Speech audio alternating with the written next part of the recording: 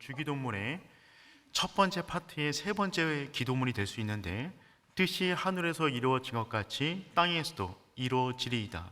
이 말씀을 가지고 함께 말씀을 나누고 기도하는 시간 되기를 축복합니다.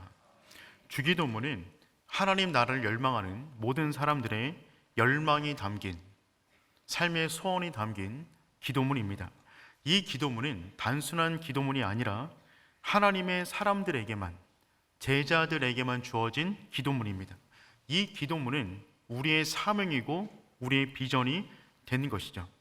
우리가 살아가면서 여러 가지 많은 기도를 하겠지만 우리가 하는 그 많은 기도 가운데 가장 많이 하는 기도는 주기도문입니다. 우리는 거의 모든 예배 순서마다 이 주기도문을 한 번쯤 암송하기 때문에 그렇습니다. 그러므로 우리가 매일처럼 하는 기도문이라면 얼마나 중요한 기도문이겠어요? 여러분, 매일처럼 하는 기도문이 어떤 기도문이 있으신가요? 그 기도라면 정말 중요한 기도일 것입니다. 그런데 하나님의 사람들은 모일 때마다 주기도문을 암송합니다. 그만큼 이 기도문은 우리의 가장 중요한 열망이며 기도 제목이 되는 것입니다. 그런데 이 주기도문을 우리가 기도의 온전한 정신을 잃어버리면, 그냥 반복하여 암기만 하면, 그래서 기도가 빠져버리면 주문이 될 수 있습니다. 주기도문에서 기도가 빠지면 주문만 남는 것이죠. 저는 오륜의 복된 성도님들이 정말 주기도문의 올바른 정신을 회복하여 이 기도문을 붙잡고 하나님께서 우리에게 주시길 원하는 모든 복이 주기도문 안에 들어가 있는데 그 복을 받아 누리는 하나님의 사람 되기를 축복합니다. 예수님의 제자는 누구입니까? 라고 누군가 질문을 한다면 이렇게 말할 수가 있을 것입니다. 주기도문을 자신의 기도문으로 삼고 살아가는 사람입니다.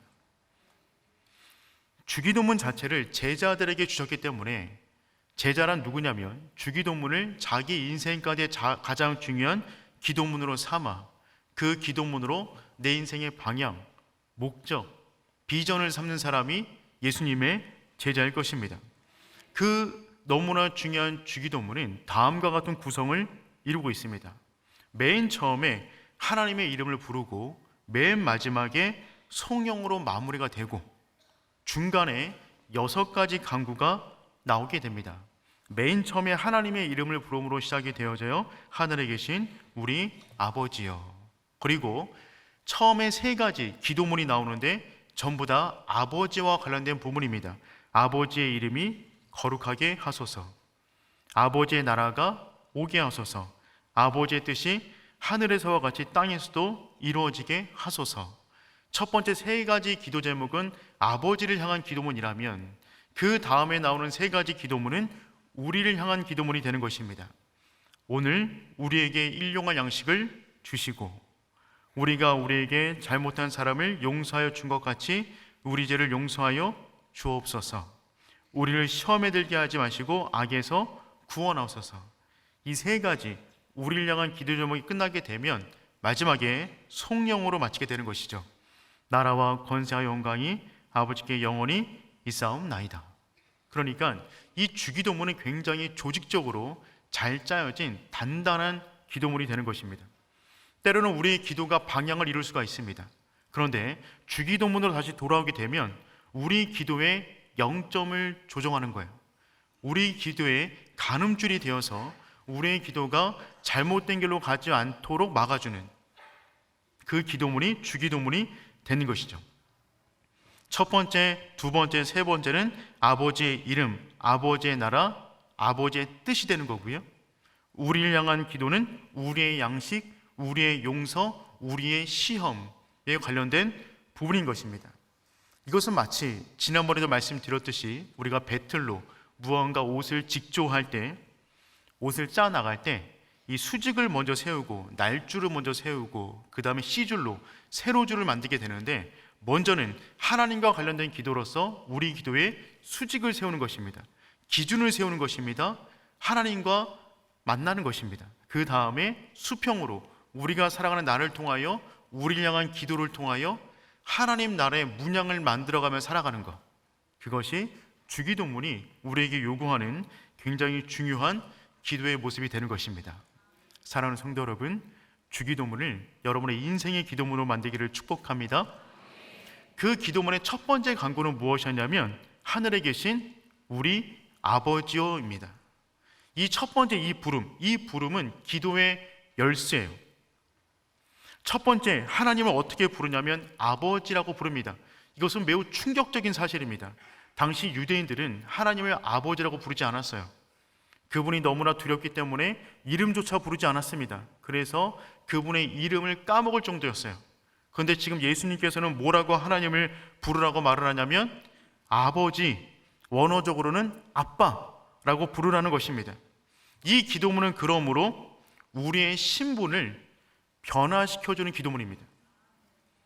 이전에 기도할 때는 종처럼 기도했어요. 하인처럼 기도했어요. 그런데 주기도문으로 기도함으로써 우리의 신분이 하나님의 자녀로 상승되는 것입니다. 주기도문을 가지고 기도하는 순간 우리는 하나님과 아빠와 자녀 관계 속에서 기도하게 되는 것이죠. 이것이 하나님께서 우리 인생 가운데 주기를 원하는 그 하나님의 복의 창고를 여는 단 한 가지 열쇠입니다. 어떤 문을 열기를 원한다면 여러 가지 많은 열쇠가 필요한 것이 아니라 딱 맞는 한 가지 열쇠만 있으면 되는 것이죠.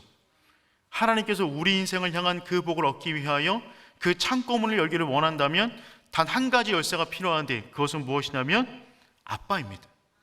하늘에 계신 우리 아버지요. 사실 하나님이 우리의 기도 제목을 다 들어줄 이유는 없으세요. 만약에 길 가다가 어떤 분이 여러분에게 무언가를 요청한다면 우리가 들어줄 수 있으면 들어줄 수 있겠지만 다 들어줄 수는 없잖아요. 들어줄 이유도 특별히 없습니다. 하나님 역시 마찬가지입니다.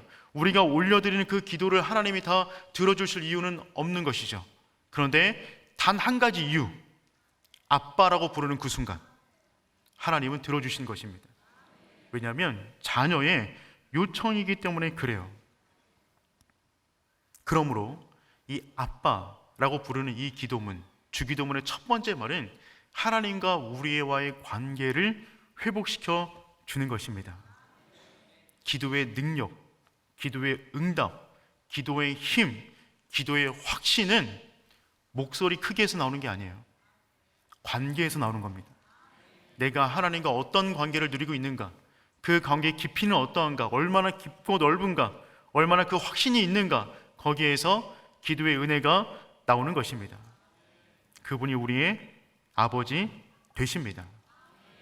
그런데 우리 아버지인데 내 아빠가 아니라 우리 아버지요 라고 말을 한다고 그랬어요. 우리 아버지란 말은 또 무슨 말이냐면 이 주기도문은 아버지를 찾아줌과 동시에 형제를 찾아주게 만듭니다. 우리에게는 형제들이 있었어요. 나만의 아버지가 아니라 우리 아버지입니다. 그러므로 주기도문을 가지고 기도하는 하나님의 사람들은 반드시 우리들의 기도문 속에는 우리 이웃들에 대한 기도가 들어가야 되는 것입니다. 마치 나의 기도인 것처럼. 저는 위로 형이 한 분 계세요. 연년생입니다. 자라면서 얼마나 많이 싸웠는지 모르겠어요. 저는 2월생이고 형은 3월생인데 옛날에 2월생은 학교를 빨리 들어갔잖아요. 형 손잡고 학교 들어갔습니다. 그러니 제가 얼마나 많이 싸웠겠어요? 그렇지 않아도 여러 가지 많은 부분 속에서 모자랐는데 형과 함께 학교 들어갔으니까 형을 형이라고 부르지도 않았습니다. 다 같은 친구잖아요. 그래서 그냥 이름 막 부르면서 자랐어요. 얼마나 많이 싸웠겠어요? 제가 철들고 나서 예수님을 진짜 인격적으로 만나고 나서 지금도 기도할 때마다 형을 위해서 꼭 기도합니다. 내 형이잖아요. 형제잖아요. 그러므로 여러분, 하늘에 계신 우리 아버지여 라고 부르는 순간 우리의 기도 속에는 반드시 우리 이웃들을 향한, 우리 형제들을 향한 기도가 들어가야 되는 것이죠. 때로는 우리 아버지여 라고 말을 한다면 아버지 자녀가 너무 많으니까 내 기도 제목이 응답되지 않는 것은 아닐까? 라고 염려가 될 수도 있습니다. 육신의 아버지는 그럴 수 있어요. 재정의 한계가 있고 능력의 한계가 있기 때문에 자녀가 너무 많으면 마음은 원이지만 n분의 1을 해야만 합니다. 그런데 하나님은 어떤 분이시냐면 하늘에 계신 우리 아버지요. 그분은 온 하늘의 주인이세요. 그분의 능력은 측량이 불가능합니다. 그러니 그분에게는 어떤 걸 구하든지 간에 풍성함을 얻게 되는 것이죠. 그러니 하늘에 계신 우리 아버지여 라고 부르는 순간 우리는 온 땅을 향한 모든 기도를 다해도 그 모든 축복을 받게 되는 줄 믿습니다. 그 확신을 가지고 들어가는 첫 번째 간구는 이름이 거룩히 여김을 받으시오며, 첫 번째 간구, 하나님의 이름의 영광을 위한 기도를 하는 것입니다. 여러분, 이 기도는요, 우리의 잘못된 기도를 구원해 줍니다. 여러분, 우리는 기도라는 거룩한 행위를 하면서도 때로는 너무나 세속된 욕망을 가지고 할 때가 너무나 많이 있어요. 기도를 처음 열게 되는 동기가 염려이고, 진행되는 모든 내용이 근심이고, 끝나는 내용이 걱정과 욕망으로 끝이 날 수 있습니다. 전체 모든 기도가 하나님과 대화를 나누는데 전부 다 불안과 염려와 걱정과 욕망을 올려드리는 내용으로 우리의 기도가 꽉 찰 수가 있어요. 그런 불완전한 기도에서 우리를 구원해주는 첫 번째 주기도문의 간구는 무엇이냐면 하나님의 이름이 거룩히 여김을 받으시오며, 우리의 기도를 땅의 기도에서 하늘의 기도로 끌어올리는 것입니다. 우리의 기도가 불안과 염려로 가득 찬 것이 아니라 오직 하나님의 나라와 의를 위한 기도가 되기를 원하시는 것이죠. 우리 마태복음 6장 31절부터 33절까지 말씀 한번 읽어보겠습니다. 그러므로 염려하여 이르기를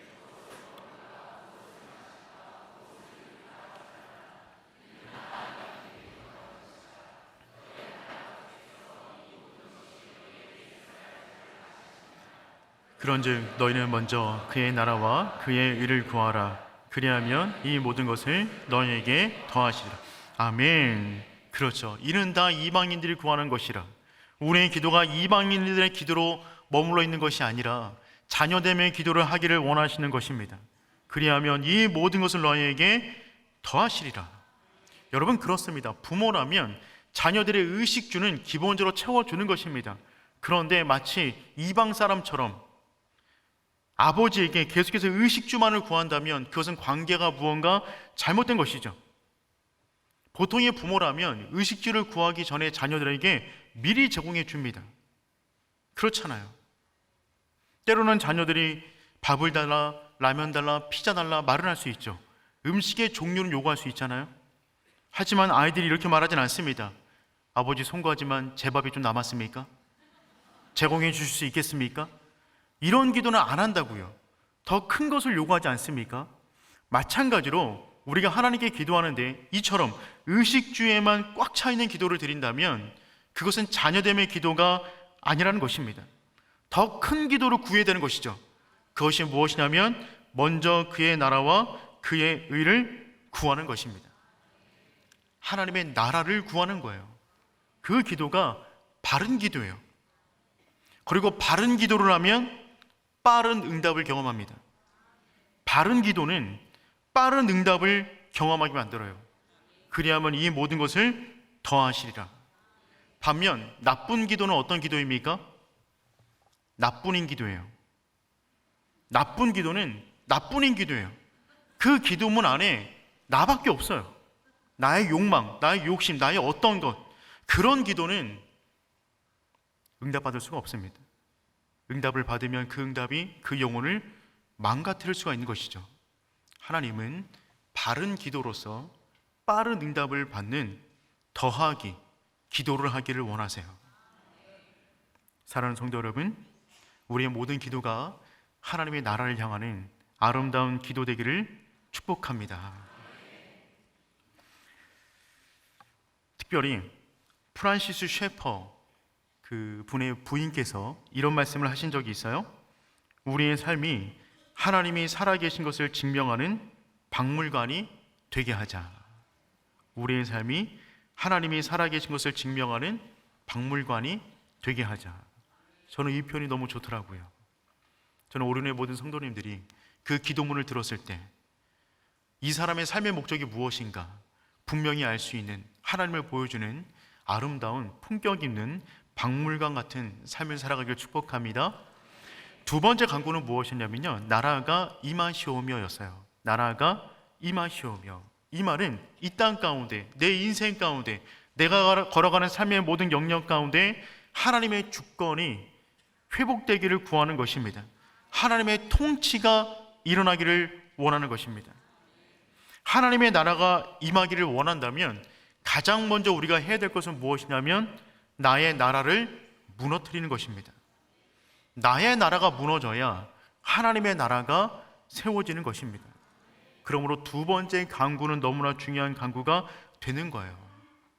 때로는 우리는 이와 같은 주기도문으로 기도하지 않으면 하나님의 이름을 빌려 나의 왕국을 세우는 기도를 올릴 때가 너무나 많이 있어요. 하나님은 그 거룩한 행위인 기도를 통하여 우리의 나라가 무너지고 하나님의 나라가 우리 가운데 이루어지기를 원하십니다. 그래서 데이비드 팀스라는 목사님은 이렇게 말씀하셨어요. 당신의 나라가 임하시오며 라고 기도를 뒤집으면 내 나라가 끝나게 하옵소서 라는 기도가 됩니다. 즉 하나님의 나라를 위한 기도를 하는 것은 뒤집으면 내 나라가 끝나게 하여 주시옵소서 라는 간구가 되는 것이죠. 내가 쌓아 올린 에녹성과 바벨탑이 무너지기를 원하는 기도를 하는 것입니다. 그 모든 탑이 무너지고 그 모든 나라가 무너지고 내 나라 가운데, 내가 살아가는 삶의 영역 가운데 하나님의 통치를 상징하는 깃발을 꽂는 거예요. 그 깃발이 무엇이냐면 십자가입니다. 하나님 나라의 통치 영역 속에 들어가면 그 나라를 상징하는 깃발은 십자가가 되는 것이죠. 하나님의 나라는 십자가로 세워진 나라입니다. 예수 그리스도께서 이 땅 가운데 오심으로 십자가를 통하여 마귀의 세상을 멸하시고 이 땅 가운데 하나님의 나라를 끌고 오셨어요. 그러므로 우리가 주기도문의 두 번째 간구를 드리는 이 의미는 무엇이냐면 내 삶 가운데 십자가를 꽂겠습니다. 내 삶의 작동 원리는 오직 십자가입니다. 이 고백을 드리는 것입니다. 사랑하는 성도 여러분, 여러분이 거하는 모든 영역마다 십자가가 휘날리는 아름다운 사람 되기를 축복합니다. 세 번째, 오늘 우리가 집중적으로 살펴보아야 될 기도문인데, 뜻이 하늘에서 이루어진 것 같이 땅에서도 이루어지리이다. 주기도문의 위에 세 번째 기도가 하나님과 관련된 기도문이라고 말씀드렸어요. 우리 주기도문 처음부터 여기까지 한번 암송해 보도록 하겠습니다. 시작. 하늘에 계신 우리 아버지여, 이름이 거룩히 여김을 받으시오며 나라가 임하시오며 뜻이 하늘에서 이루어진 것 같이 땅에서도 이루어지리이다. 여기까지가 하나님과 관련된 세 가지 간구인데, 오늘 우리가 살펴볼 간구는 그 간구 가운데 마지막 세 번째 간구가 되는 것입니다. 지금까지 주기도문 내용을 한번 정리해 보면 이 모든 내용은요, 우리의 기도의 효용을 얼마나 더 좋게 만들 것이냐와 관련된 기도문이 아니라 신앙의 본질을 잡아주는 기도문이었습니다. 우리 인생과 기도의 방향을 알려주는 기도문이 되는 것이죠. 굉장히 본질적인 기도문인 것입니다.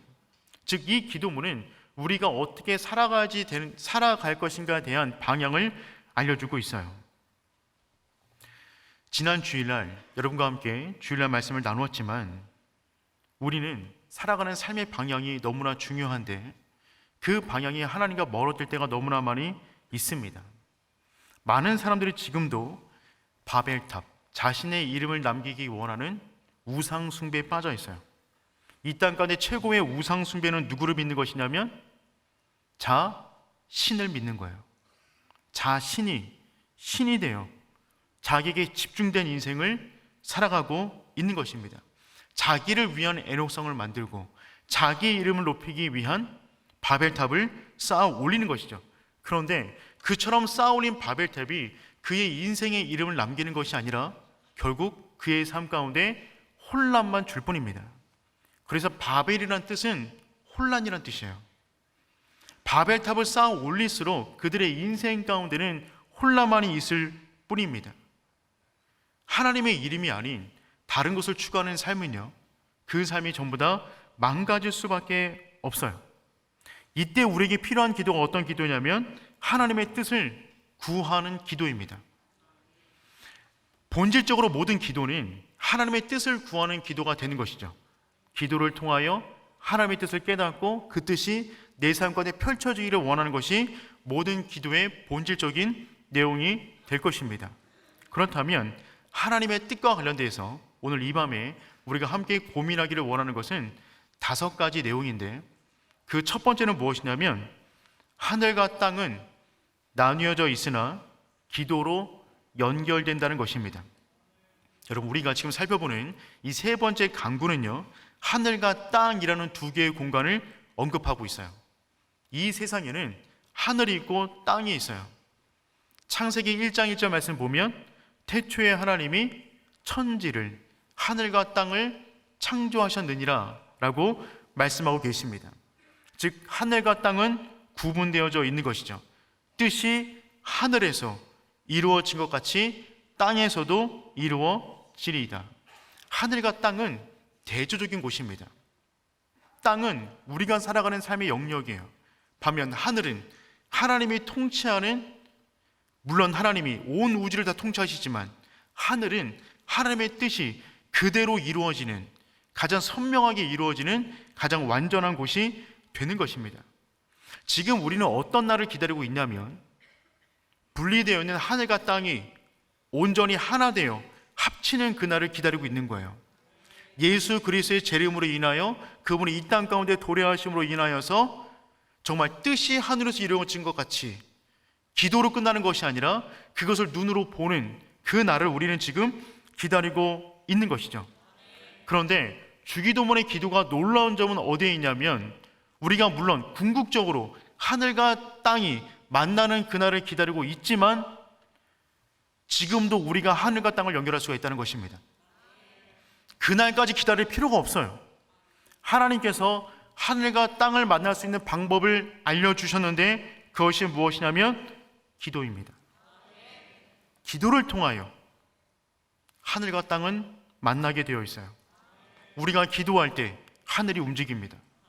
우리가 기도할 때 하늘의 영광을 이 땅에서 경험하게 되는 것이죠. 그러므로 성도의 기도는 하늘을 움직이게 만드는, 하늘을 움직여 이 땅을 변화시키는 유일한 통로로 하나님께서 삼으신 것이 기도가 되는 것입니다. 그러므로 하늘과 땅은 연결되어 있으니까 둘은 서로에게 영향을 미치게 되어 있어요. 첫 번째, 하늘의 일이 우리의 삶의 문제에 영향을 미칩니다. 욥기는 이 부분을 너무나 분명하게 말을 해주고 있어요. 하늘에서 한 가지 대화가 이루어졌습니다. 하늘에서 하나님과 천사가 대화를 나누고 있어요. 하나님이 사탄에게 욥에 대한 이야기를 하십니다. 욥기 1장 8절 말씀 우리 한번 읽어보겠습니다. 여호와께서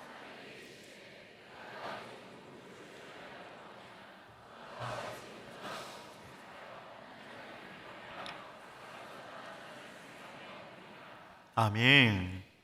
하나님께서 우리 오륜교회 성도님들을 바라보실 때 이와 같은 대화를 하실 수 있기를 축복합니다. 하나님은 우리 아빠가 되어주셔서 모든 아빠는 자녀 자랑을 하는 게 너무 행복하잖아요. 그래서 사탄이 물어보지도 않았는데 갑자기 욥에 대한 자랑을 하기 시작하셨어요. 그랬더니 사탄이 배가 아팠는지 이렇게 말을 합니다. 어찌 까닭없이 욥이 하나님을 경외하리이까. 이때 하나님께서 이렇게 말씀하셨어요. 욥기 1장 12절 말씀 읽어보겠습니다. 여호와께서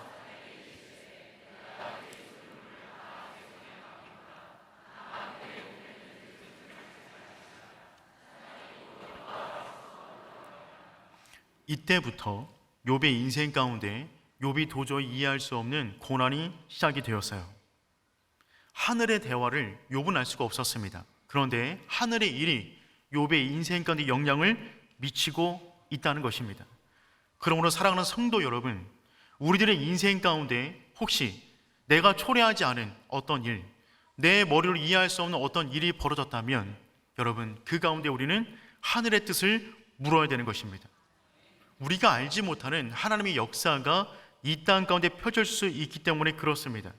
그러므로 내 인생 가운데 도저히 이해가 되지 않는 어떤 일을 만나게 된다면 우리는 반드시 그 일을 하나님의 관점으로, 영적인 관점으로 바라보고 기도해야 되는 줄 믿습니다.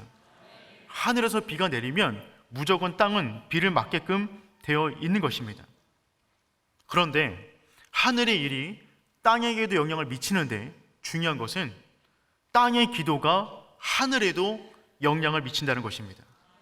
성도는 일방적으로 하늘에서 주어지는 것만 받는 것이 아니라 이 땅에서 간구함으로 하늘을 변화시킬 수가 있다는 것입니다. 예수님께서 말씀하셨어요. 마태복음 18장 18절 말씀 읽어보겠습니다. 진실로 너희에게 이르노니 무엇인지 땅에서 풀면 하늘에서도 풀리리라. 아멘. 진실로 너에게 이르노니 무엇이든지 땅과 하늘을 두 번씩 언급하셨어요. 너희가 땅에서 매면 하늘에서도 매일 것이요 무엇이든지 땅에서 풀면 하늘에서도 풀리리라. 하나님, 예수님은 땅과 하늘의 관계를 지금 말씀하고 계시는 것입니다. 예수님은 하늘에 계셨던 분이에요. 하늘에 계셨던 분이 성도가 이 땅 가운데 기도하면 하늘에서 어떤 일이 벌어지는지 그분이 경험하셨어요. 하늘의 일을 경험하신 그분께서 이 땅 가운데 오셔서 기도를 통한 하늘이 어떻게 변화되고 있는가에 대해서 지금 말씀하고 계시는 것입니다. 땅에서 매면 하늘에서도 매입니다. 땅에서 풀면 하늘에서도 풀립니다. 다시 한번 더 강조해서 말씀하셨어요. 19절 말씀 읽어보겠습니다. 진실로 다시 너에게 이르노니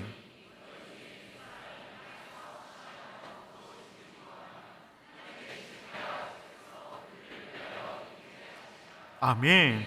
다시 한번 강조해서 말씀하시기를 너희 중에 두 사람이 땅에서 합심하여 무엇인지 구하면 두 사람이라도 모여서 구하면 내 아버지께서 그들을 위하여 이루게 하시리라. 아멘. 여러분, 땅에서 올려드리는 기도가 하나님의 마음을 변화시키고 하늘의 놀라운 역사를 이 땅 가운데 베풀어주는 통로로 사용하신다는 것입니다. 그래서 금요 예배가 중요합니다. 금요 예배는 어떤 시간입니까? 하늘과 땅을 연결하는 시간입니다. 하늘과 땅을 바벨탑을 쌓아 연결하는 것이 아니라 제단을 쌓아 그 가운데 하나님께 정조준하고 하나님의 방법대로 기도문을 올려드려 하나님의 놀라운 뜻을 우리 인생 가운데 풀어내는 놀라운 통로가 금요 예배가 되는 줄 믿습니다. 그러므로 너무 바빠서 금요 예배에 못 나온다는 말은 진짜 급한 일을 만나지 않은 거예요. 진짜 급한 일을 만나면 나올 수밖에 없습니다. 여기에서밖에 경험할 수 없는 은혜가 있기 때문에 우리 인생은 하늘과 연결되어 있어야만 살아갈 수 있기 때문에 사랑하는 성도 여러분, 금요 예배를 목숨처럼 여길 수 있는 하나님의 사람 되기를 축복합니다. 우리는 금요 예배를 통하여 성령 충만하고 금요 예배를 통하여 예수 이름으로 기도하고 금요 예배를 통하여 하늘과 땅을 연결하여 뜻이 하늘에서 이루어지듯 내 삶 가운데, 이 땅 가운데, 이 조국 가운데, 교회 가운데, 열방 가운데 이루어지기를 간구하는 하나님의 사람이 되어야 할 줄 믿습니다. 우리의 기도가 하늘을 향하여 정조준하고 있는 거예요. 그때 하나님께서 그 기도를 들어서 이 땅을 변화시키신다 라고 약속하셨어요. 그러니 오늘 밤은 정말 놀라운 일이 벌어질 것입니다. 특별히 선교팀이 100여 명이 청계산에 가서 100여 명이 새벽 2시까지 뜨겁게 부르짖어 기도하는 이 밤, 놀라운 일이 벌어질 줄 믿습니다. 그렇다면 지금부터 중요한 것이 무엇이냐면 그렇게 중요한 하나님의 뜻을 어떻게 분별할 수 있는가입니다. 뜻이 하늘에서 이루어진 것처럼 이 땅에서 이루어지기를 원한다면 우리가 그 뜻을 분간해야만 그 뜻을 놓고 기도할 수가 있는데 그 뜻을 어떻게 분별할 수 있는가 말입니다. 우리가 신앙생활함에 있어서 너무나 중요한 주제는 무엇이냐면 하나님의 뜻을 분별하는 것입니다. 신앙생활은 결국 무엇인가요? 하나님께서 나에게 원하시는 그 뜻을 분별하여 그 뜻대로 살아가는 것이 신앙생활의 전부일 것입니다. 그러므로 신앙생활에서 하나님의 뜻을 분별하는 것은 너무나 중요합니다. 로마서 12장 2절 말씀 읽어보겠습니다. 너희는 이 세대를 본받지 말고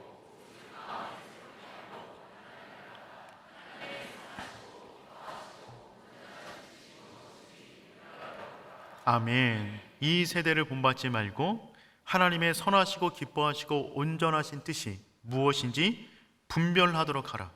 하나님은 그 뜻을 분별하라고 우리에게 분명히 말씀하셨어요. 그 뜻을 분별하지 못하면 우리는 어리석은 자가 될 수 있습니다. 에베소서 5장 17절 말씀 읽어보겠습니다. 그러므로 아멘. 어리석은 자가 되지 말고 오직 주의 뜻이 무엇인가 이해하라. 그러니까 신앙생활 하면서 너무나 중요한 문제는 하나님의 뜻을 분별하고 그 뜻을 이해하는 것입니다. 그래서 조지 투레잇은 다음처럼 말을 했어요. 인간이 가질 수 있는 가장 위대한 지식은 하나님의 뜻을 아는 것이며 인간이 행할 수 있는 가장 위대한 업적은 하나님의 뜻을 행하는 것이다. 그렇죠? 우리 가운데 있는 가장 위대한 지식은 하나님의 뜻을 아는 것이고 가장 위대한 업적은 그 뜻을 이루는 것입니다. 그런데 여기에서 우리의 한계는 무엇이냐면 하나님의 뜻 자체를 분별하기가 너무 어렵다는 것입니다. 하나님의 뜻처럼 분별하기 어려운 게 또 어떤 것이 있을까요? 신앙생활을 하면서 가장 많이 던지는 질문 가운데 하나는 무엇이냐면 나를 향한 하나님의 뜻은 무엇입니까? 라는 것일 겁니다. 목사가 된 이후에 가장 많은 질문을 받은 주제는 무엇이냐면 바로 뜻과 관련된 주제였어요. 어떤 직업을 선택하는 것이 하나님의 뜻일까요? 어떤 사람과 결혼하는 것이 하나님의 뜻일까요? 어떤 일을 하는 것이 하나님의 뜻일까요? 하는 것이 뜻일까요? 멈추는 게 뜻일까요? 오늘 이 밤에도 기도하는 많은 성도들 가운데 아마 하나님의 뜻과 관련된 기도 제목을 가지고 오신 분들도 꽤 많이 있을 것입니다. 우리는 끊임없이 하나님의 뜻을 묻습니다. 작은 일상에서부터 대학 진학, 결혼, 태아 문제, 이해하기 어려운 사건들, 거대한 자연재해, 아이들의 질병에 이르기까지 우리는 모든 순간에 하나님의 뜻을 찾습니다. 그리고 이 문제를 해결하기 위하여 신뢰할 만한 기도의 사람을 찾아가서 의견을 구하기도 합니다. 그런데 더욱더 놀라운 것은 무엇이냐면 물어보는 사람마다 답이 달라요. 그러면 혼란에 빠지게 되는 것입니다. 도대체 무엇이 나를 향한 하나님의 뜻일까? 일단 우리가 이 문제를 해결하기 위하여 하나님의 뜻에 대한 세 가지 개념 정리를 할 필요가 있습니다. 하나님의 뜻을 알기 위하여 세 가지 개념 정리를 해야 되는데 첫 번째, 하나님의 뜻은 무엇이냐면 우리가 다 헤아릴 수도 없고 볼 수도 없는 크신 하나님의 뜻이 있어요.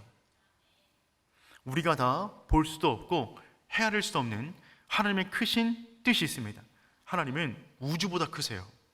우주 만물을 창조하시고 운행하세요. 그러므로 우리는 하나님을 온전히 이해할 수가 없습니다. 어떻게 운행하시는지 과거, 미래, 현재를 한꺼번에 보시고 한꺼번에 진행하시는데 우리는 그 놀라운 하나님의 경륜을 전부 다 이해할 수도 없습니다. 피조물인 우리는 보는 것에 한계가 있고 아는 것에 한계가 있기 때문에 그 하나님의 엄청난 경륜을 전부 다 이해할 수가 없습니다. 그러므로 하나님의 뜻을 안다라고 했을 때 첫 번째 이 부분은 우리의 진지한 고민 대상은 되지가 않아요. 어차피 모릅니다. 그러니까 하나님의 뜻을 물을 때 첫 번째는 우리의 진지한 고민 대상은 되지 않는 거죠. 두 번째 하나님의 뜻이 있어요. 그것은 무엇이냐면 명시되어 있는 하나님의 뜻입니다. 성경책에 명시가 되어져 있어요. 이것을 보고 보편적인 하나님의 뜻이라고 말합니다. 보편적으로 주어진 하나님의 뜻이 있어요. 예를 들면 십계명, 분명합니다. 하나님의 뜻은. 그 외에도 수많은 하나님의 뜻이 성경 가운데 기록이 되어져 있습니다. 그러므로 기록되어져 있는 하나님의 뜻을 구할 필요도 없습니다. 이것은 뜻을 구할 문제가 아니라 성경을 펴서 공부할 문제입니다. 뜻을 구할 문제가 아닌 것이죠. 예를 들면 데살로니가 전서 4장 3절 말씀 읽어보도록 하겠습니다.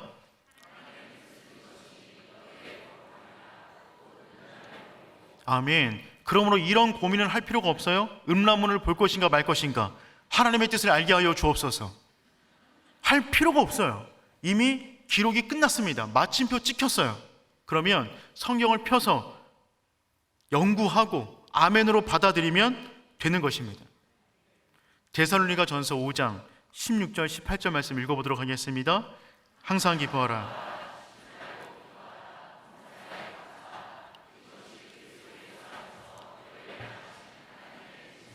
아멘. 마음이 울적하고 짜증이 나고 화가 치밀어 오를 때 우리는 어떻게 해야 될까요?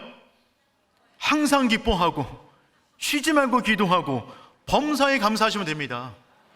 이것을 가지고 하나님의 뜻을 물을 필요가 없어요. 이미 마침표 찍혔어요.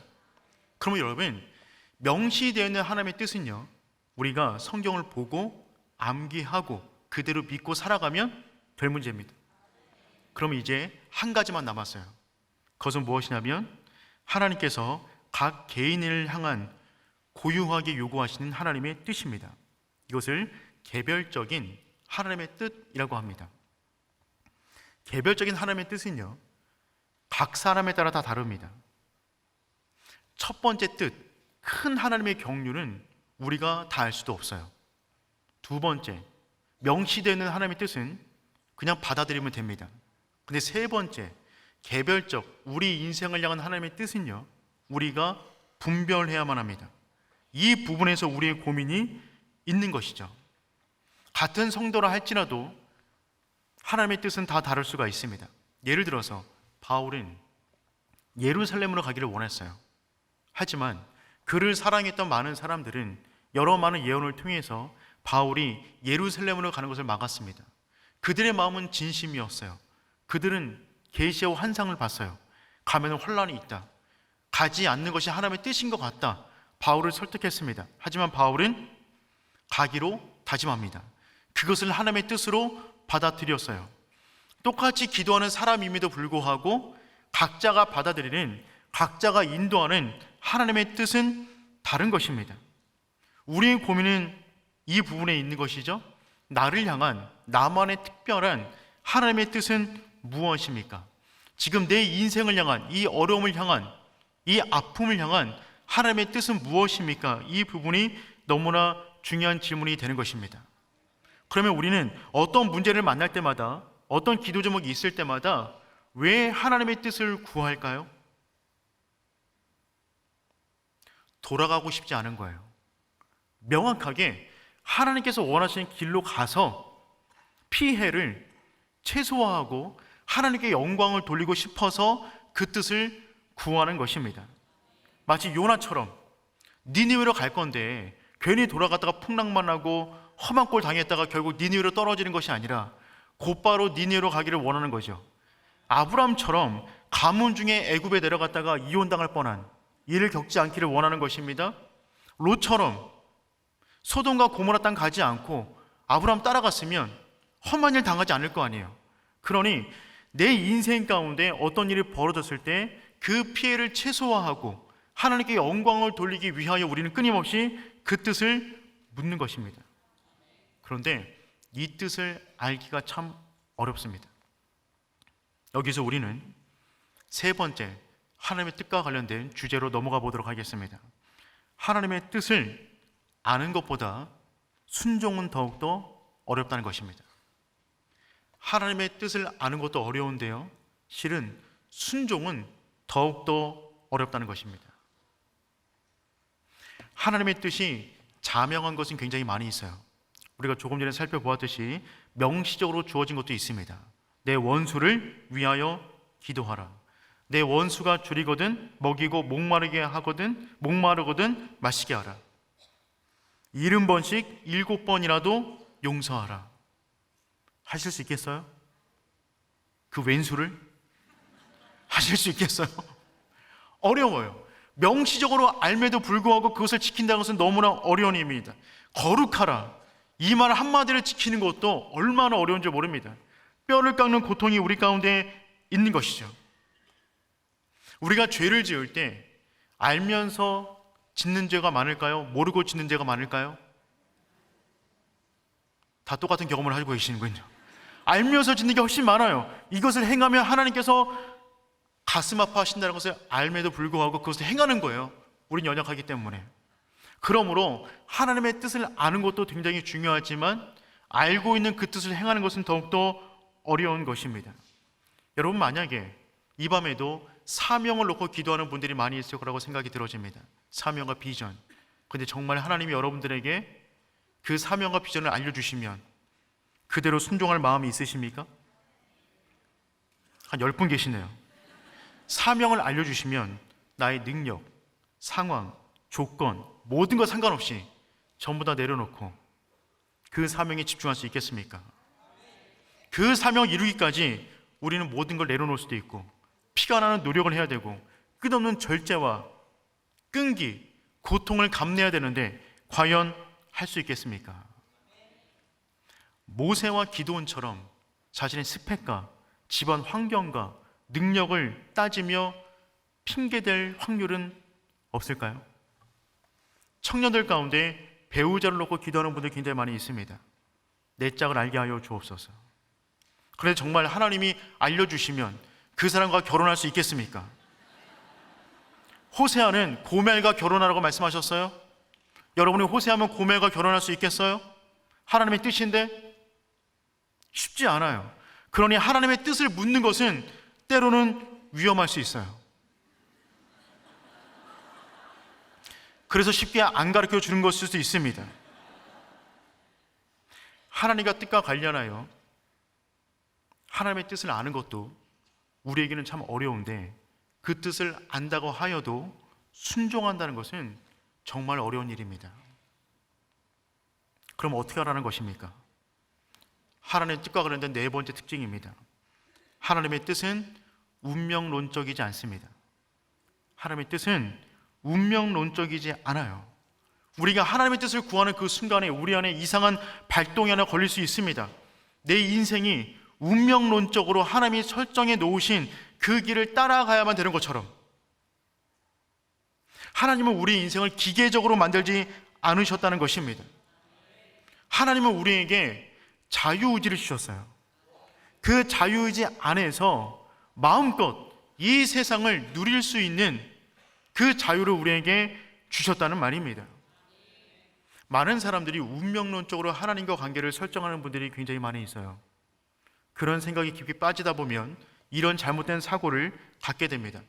내가 기도를 해도 하나님이 원하는 것이 이루어질 것이고 내가 기도하지 않아도 하나님이 원하는 것이 이루어질 것이라면 내가 기도할 필요가 뭐가 있는가? 이렇게 하나 저렇게 하나 하나님의 뜻이 이루어질 것인데 나는 기도하지 않겠다. 기도 안 하시면 안 됩니다. 잘못된 생각이에요. 여러분, 하나님은 우리 인생을 운명론적으로 이끌고 가지 않으십니다. 우리 인생을 향한 하나님의 계획과 섭리가 있어요. 하지만 우리 인생을 기계적으로 움직이지는 않으세요. 하나님은 에덴 동산을 만드셨어요. 그리고 아담과 하와에게 이렇게 말씀하셨습니다. 이 동산에 있는 모든 걸 다 먹을 수 있어. 그런데 한 가지는 못 먹어. 선악과란다. 그게 뭔지 알아맞혀봐. 그리고 다 먹어봐. 그렇게 말씀하셨으면 과일을 먹을 수 있을까요? 과일 하나 먹을 때마다 물어봐야 돼요. 이게 하나님의 뜻입니까? 이게 하나님의 뜻입니까? 이게 선악과입니까? 근데 하나님은 그러지 않으셨어요. 동산에 있는 모든 것을 다 먹어도 돼.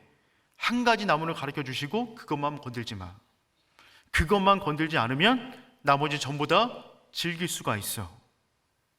핵심은 무엇이냐면 하나님이 우리에게 원하시는 것은 인생의 방향이에요. 그 방향이 하나님의 말씀 위에 놓여져 있는 것입니다.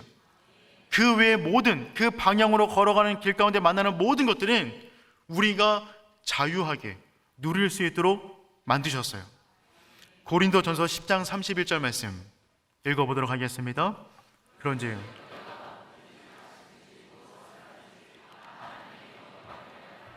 아멘. 무엇을 하든지 먹든지 마시든지 무엇을 하든지 다 하나님의 영광을 위하여 하라. 이 방향이 맞다면, 그 방향으로 걸어간다면, 그 방향으로 걸어가면서 다가오는 모든 것들은 우리가 자유롭게 선택할 수 있도록 하나님께서 선물로 주셨어요. 예를 들어서 바울과 바나바는 1차 선교를 마무리 짓고 2차 선교를 출발합니다. 그때 둘 안에 의견이 갈렸어요. 방향은 똑같아요. 하나님 나라를 전하는 것입니다. 그런데 방법이 달랐어요. 바울의 방법과 바나바의 방법이. 그 둘은 헤어졌어요. 그래서 하나님이 둘 중에 한 명을 뭐라고 하셨나요? 아니에요. 두 방향을 전부 다 인정하십니다. 방향이 같아요. 하나님 나라를 전파하는 거예요. 그런데 방법은 다를 수 있어요. 각자에게 주어진 기질과 각자에게 주어진 능력과 환경에 따라서 어떤 걸 선택해도 된다는 것입니다. 중요한 것은 그것을 선택하는 목적과 동기와 방향이 중요한 것이죠. 존 메가더 목사님께서는 하나님의 뜻이라는 책을 쓰셨어요. 그 책 가운데 하나님 뜻과 관련된 6가지를 말씀하셨는데 5가지가 뭐냐면, 첫째, 내가 구원받고 구원을 전하는 것, 분명한 하나님의 뜻이죠. 두 번째, 성령 충만해지는 것, 분명한 하나님의 뜻입니다.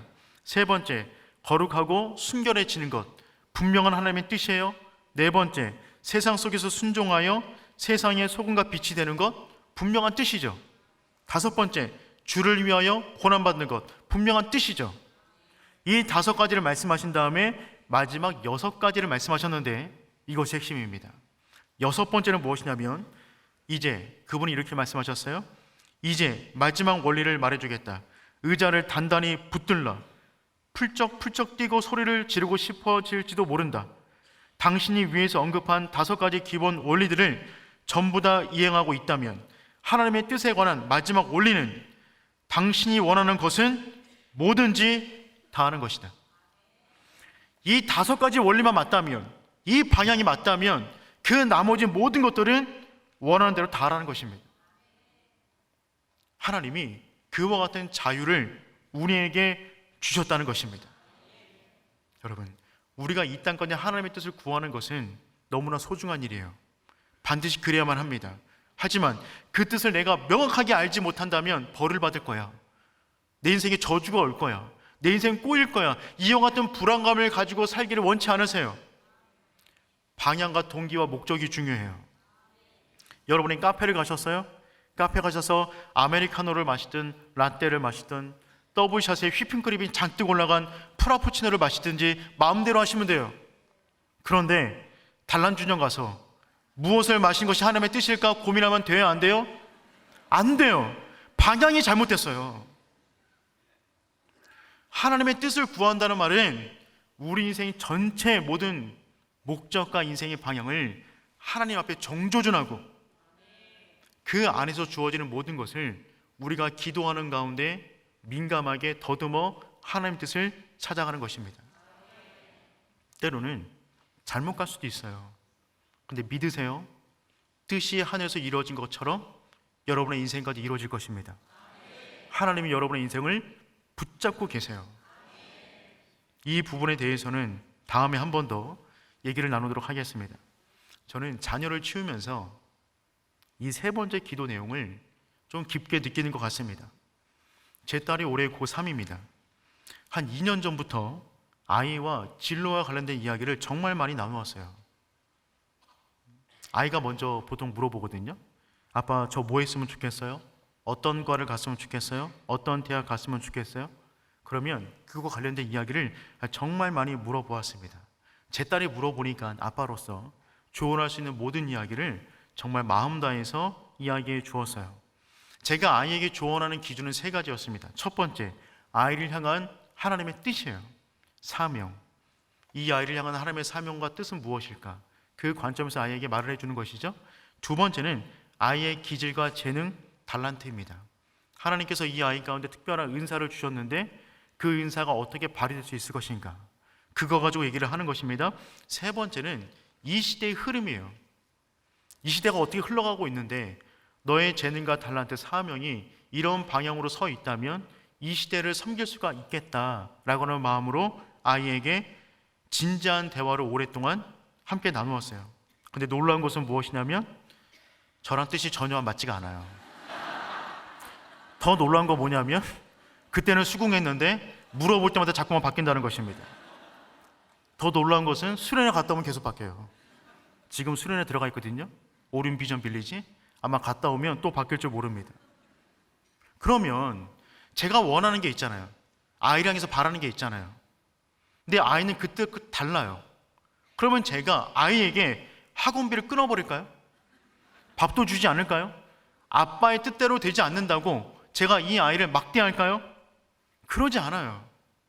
지지해요.